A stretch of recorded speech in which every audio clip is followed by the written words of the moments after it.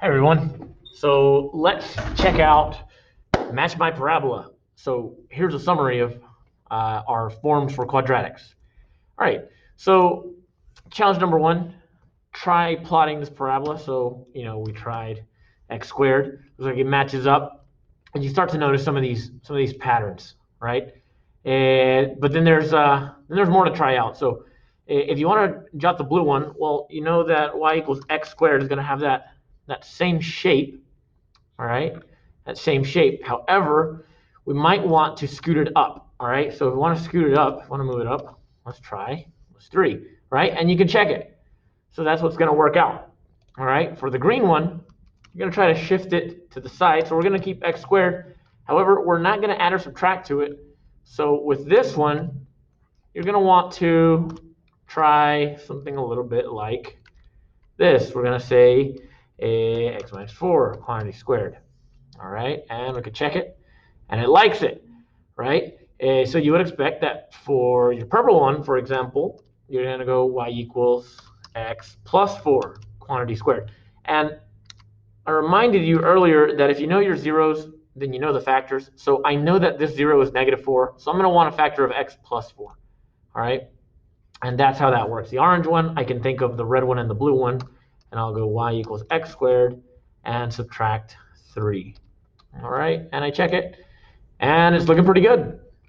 All right.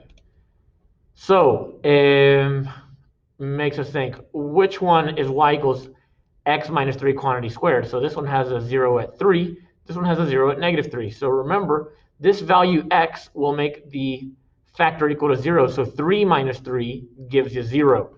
So it's going to be the red one. All right, the red one. And we're going to say Eric says blue. Jenny thinks red. So we're going to go with Jenny. Then you get to explain your thinking a little bit. All right.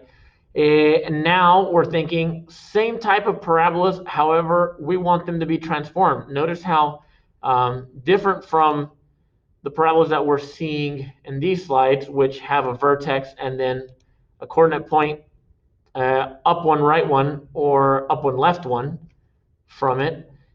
These have been stretched. So you notice what the 3 does, all right? Now from my vertex, I have another point at up 3 over 1, all right? So I'm going to apply similar logic right here, all right, and just explore. So I'm going to start with my orange one, right, which looks a lot like 3x squared, all right? But perhaps it was moved down 1, 2, 3, 4, 5 units, all right? So I can say -5.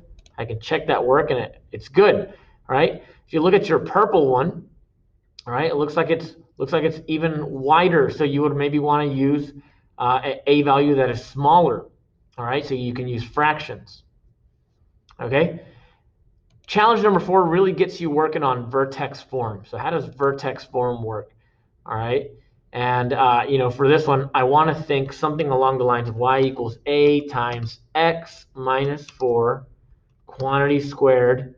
All right. That shifts you over 4 units to the right. And then I'm going to say -2.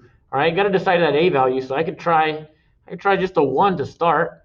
Right. And it looks like the vertex is at the right place, but it's not wide enough. So maybe I can edit this, and I can try a value other than 1. Well, we could go for something like 1/2 to make it wider. Check that work, and it works to perfection. All right. And so basically this is what we're looking at. If you know the factors, you know the zeros. So for example, x plus 2 is going to have a 0 at -2. Right, now all of these have x plus 2 and x minus 2 as their zeros. So you notice they all have the same, or their factors, so they all have the same zeros. Right, the a value is what makes the parabola either wider or more narrow, or in the case of -2, upside down. All right, and so that's a little bit of a summary for parabolas. All right, each form offers you something a little different. Standard form is good to think of the y-intercept. Vertex form, well, it's good to think about the vertex.